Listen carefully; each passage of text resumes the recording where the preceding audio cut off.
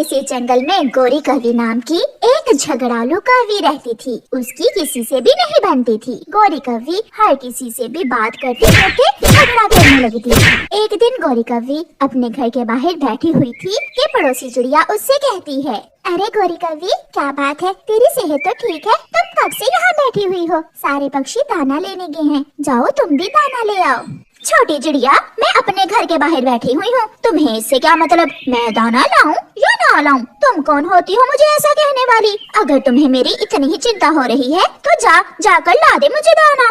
हरियाली तोती गुजरती हुई गोरी की बातें सुनकर वहाँ आ जाती है। चिड़िया, छोड़ो इसे, ये कौवी तो हर किसी से लड़ाई के मूड में ही रहती है। जब देखो इसके चेहरे पर 12 बजे रहते हैं। तो चल मेरे साथ, हम दाना लेने जाती हैं। जंगल में गोरी का पति कालू कौवा चिड़िया और हरियाली तोती को मिलता है। कौवे भैया, तुम्हारी पत्नी गोरी कौवी सुबह से घर के बाहर बैठी समय जाया कर रही थी। मैंने उसे समझाना चाहा तो उल्टा उसने मुझसे ही लड़ाई शुरू कर दी। कल गोरी ने मेरे घोंसले से दाना भी चुरा कर खाया था। कालू भैया, आप उसे समझा देना, मेरा मिट्ठू बहुत गुस्से वाला है। अगर फिर वो हमारे घोंसले की तरफ आई तो बात बढ़ जाएगी। क्या करूं चिड़िया और हरियाली तोती, मैं भी अपनी पत्नी गोरी कौवी की इन हरकतों की वजह से बहुत तंग हूँ, मगर वो है कि समझने का नाम ही नहीं ले रही। शाम को जब कालू कौवा घर जाता है तो दानों की थैली एक तरफ रखते हुए अपनी पत्नी गोरी कौवी से कहता है, गोरी, तुम पड़ोसियों से झगड़ा क्यों करती हो? लगा दी होगी उस सुंदर चिड़िया ने मेरी शिकायत तुमसे। अपने पीले पंख दिखा दिखा कर जब वो तुमसे बातें करती है तो बुरी लगती है वो मुझे। और हरियाली के घोंसले से दाना क्यों चुराया था? फिर दोबारा वहाँ न जाना, अगर पकड़ी गई तो पूरा मोहल्ला पकड़ कर मारेगा तुझे। मैं किसी से नहीं डरती, जिसने जो करना है वो करे। ऐसे गोरी कौवी कोई भी बात होती वो किसी की भी बात ना मानती।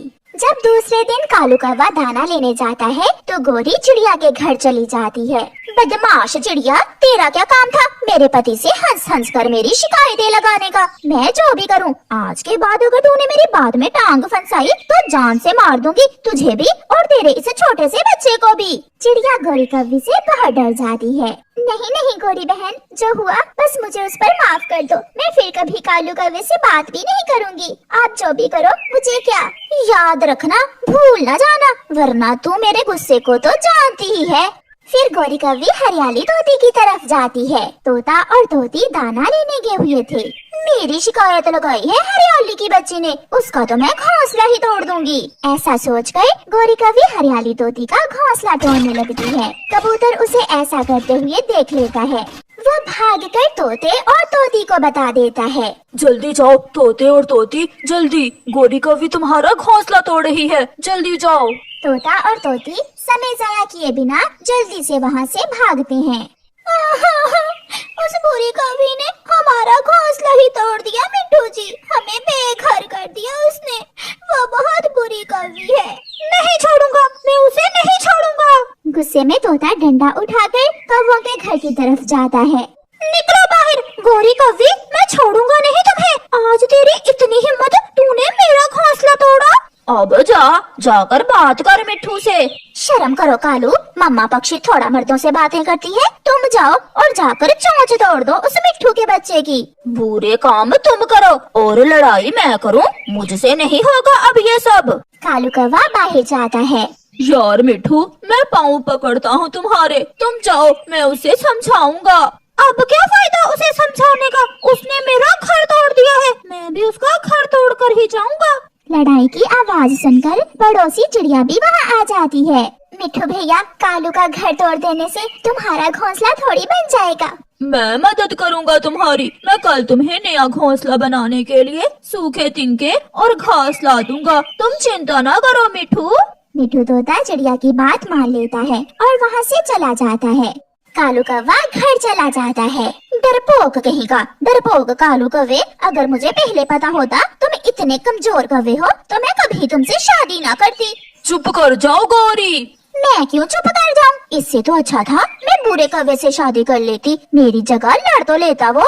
बुरे का नाम सुनकर कालू कौवे को बहुत गुस्सा आ जाता है। निकलो निकलो मेरे घर से, अभी के अभी निकलो। कालू कौवा एक डंडा उठाकर बुरे के पंख पर मारता है। मैं चुप हूँ और तुम होके बढ़ती ही चली जा रही हो। जाओ और अब जाकर भूरे कौवे के घर में ही रहो। कालू, अब पंख ना उठाना, अगर अब उठाया तो मैं भी मारूंगी तुम्हें। तू निकल निकल इस घर से, मैं तुम्हें अब इस घर में नहीं रखूंगा। धक्के दे देकर कालू कौवा गौरी को घर से निकाल देता है। गौरी कौवी गुस्से में दूसरे जंगल चली जाती है, जहाँ उसकी माँ के घर के पड़ोस में एक आवारा बुरा कौवा रहता था। माँ, बहुत मारा मुझे, कालू कौवे ने बहुत मारा है। उसने मुझे मार मार कर घर से निकाल दिया है। गौरी बेटी, मुझे तेरी आदत का अच्छे से पता है। जो हुआ उसमें दोष तुम्हारा ही होगा। एक दाना देने की खातिर माँ तू ऐसा बोल रही है मुझे? मैं अभी बूढ़े को जाकर बताती हूँ।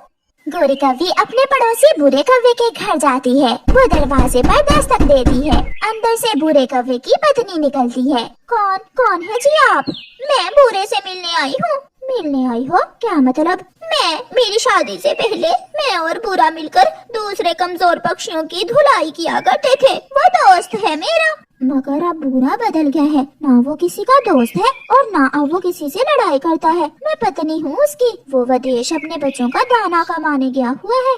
गौरी निराश होकर माँ के घर वापस आती है तो उसकी भाभी उससे कहती है, गौरी कान खोलकर सुन ले तू, अब इस घर में तेरी कोई जगह नहीं है। मैंने और तेरे भाई ने बहुत मुश्किल से ये घर बनाया है और बहुत मुश्किल से तेरी शादी की थी। तुम अपने पति के पास अपने घर में जाओ। भाई चुप क्यों हो? आप कुछ बोलो भी। देख नहीं रहे हो भाभी मुझे घर से निकाल रही है।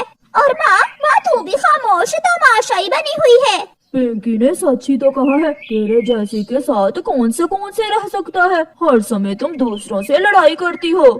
सुन लिया तुमने, अब निकलो यहाँ से और अपने पति के पास जाओ। ये सब सुनकर गौरी कौवी रोती हुई वापस चली जाती है। कालू खामोशी से बैठा हुआ अखबार पढ़ रहा था। जब गौरी कौवी घर वापस जाती है, कौवा नजर चुराकर उसे देखता है। पति जी, मुझे माफ कर दो। आज मुझे एहसास हो गया है कि मेरे जैसे झगड़ालू पक्षी का कोई भी नहीं बनता। कोई मुझ जैसे से बात करने को तैयार नहीं है। ये घर मेरा है और मुझे इज्जत मिलेगी तो इसी घर से मिलेगी। कालू मुस्कुराते हुए कहता है, देर आई दुरुस्त आई, तुझे अकल तो आई। चल अब खाना बना, दोनों मिलकर खाते हैं और खुशियों भरी जिंदगी की शुरुआत करते हैं। फिर गौरी सुधर जाती है और अपने पड़ोसियों से भी बना कर रखती है। चिड़िया बहन, ले ये खिचड़ी मैंने अपने पंखों से बनाई है। गौरी बहन, आप ये लड्डू ले जाएं, बहुत स्वादिष्ट हैं ये लड्डू। फिर गौरी सबके साथ प्यार मोहब्बत से रहती है। प्यारे दोस्तों, इस कहानी को लाइक, अपने दोस्तों के साथ शेयर और चैनल को सब्सक्राइब करना बिल्कुल मत भूलना। आपका धन्यवाद। छोटा कुक्कू रो रहा था। वो अपनी मम्मा से नए जूते मांग रहा था।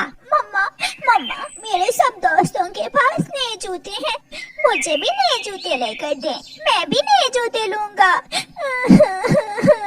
अच्छा ठीक है, आज मैं अपने बेटे को सबसे अलग जूते लेकर दूंगी। ये सुनकर चिड़िया का बेटा कुकू बहुत खुश हो जाता है और मम्मा चिड़िया अपना दाना लेने चली जाती है। मम्मा चिड़िया सीधी पीपल के पेड़ के पास जाती है और पीपल के पेड़ के पत्ते तोड़कर उन्हें जोड़ती है और अपने बेटे के लिए पीपल के पेड़ के पत्तों से जूता तैयार करती है। पता नहीं मेरा बेटा ये नए जूते देखकर खुश भी होगा या नहीं। ऐसे मम्मा चिड़िया अपने बेटे का भोजन और जूते लेकर घर जाती है।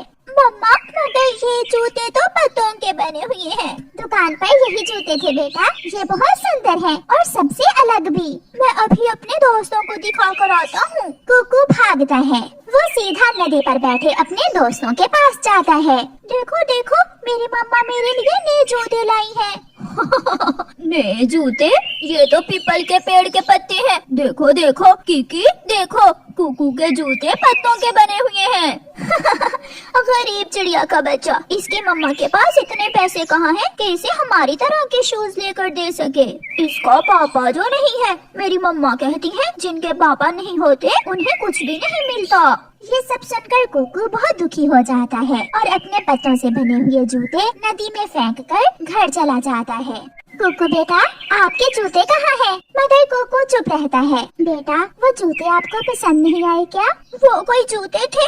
सब दोस्तों ने मेरा मजाक उड़ाया। इससे तो अच्छा था कि आप मुझे ना ही लेकर देती ऐसे जूते।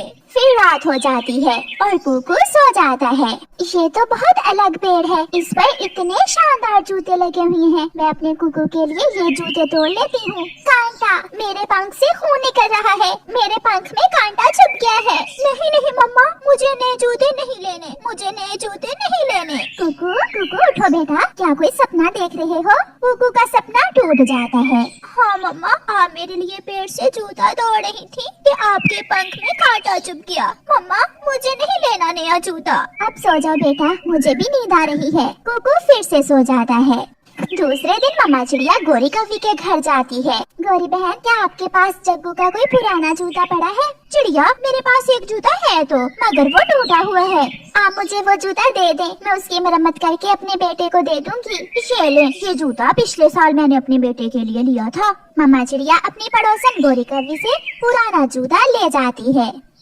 चाचा छमछम, इस जूते की मरम्मत तो कर दे और इस पर पॉलिश लगाकर नया बना दे। चिड़िया, पुराना जूता मरम्मत तो हो जाएगा, मगर नया नहीं बन सकता। फिर चाचा छमछम उस पुराने जूते की मरम्मत करता है और उसे पॉलिश करके अच्छी तरह नया बना देता है। चिड़िया वो जूता अपने घर ले जाती है। कुकू, कुकू बेटा, देखें, मैं आपके लिए नया जूता ले आई हूँ। मम्मा, सच में? ये तो असल वाला जूता है। अब मेरे दोस्त मेरा जूता देखकर हैरान हो जाएंगे। कुकू वो जूता पहन लेता है। कुकू बेटा, अब ये जूता खराब ना कर लेना, ये आपको ठंड से बचाएगा। अगले महीने में आपको एक और जूता लेकर दूंगी। दूसरे दिन कुकू वो जूते पहनकर स्कूल चला जाता है। कुकू बैठा हुआ था कि जग्गू कुकू के पाँव में जूते देख लेता है। कुकू, ये जूते तुमने कहाँ से लिए हैं? ये जूते मेरी मम्मा लाई है मेरे लिए। दोस्तों सुनो, ये जूते मेरे हैं। ये मेरे पुराने जूते थे। कुकू की मम्मा मेरी मम्मा से मांग कर लाई थी ये जूते। ये सुनकर सब हंसने लग जाते हैं और कुकू बहुत दुखी हो जाता है। देखो, कुकू ने जग्गू के पुराने जूते पहने हैं। कुकू जब अपने घर आता है तो अपनी मम्मा से नाराज होता है। मम्मा, सबने मेरा मजाक उड़ाया। मैं वो जग्गू के पुराने जूते फिर कभी नहीं पहनूंगा। किसने बताया तुम्हें? जग्गू ने पूरी क्लास के सामने मेरी बेइज्जती की। आज रात मम्मा चिड़िया को नींद नहीं आ रही थी। वो अपने बेटे की एक छोटी सी ख्वाहिश पूरी नहीं कर सकती थी। वो इतनी गरीब थी कि अपने बेटे को एक जूता तक नहीं लेकर दे सकती थी। दूसरे दिन मम्मा चिड़िया बहुत दुखी मन के साथ दाना लेने जा रही थी कि उसे कोई आवाज सुनाई देती है। चिड़िया बेटी, मेरी मदद करो बेटी।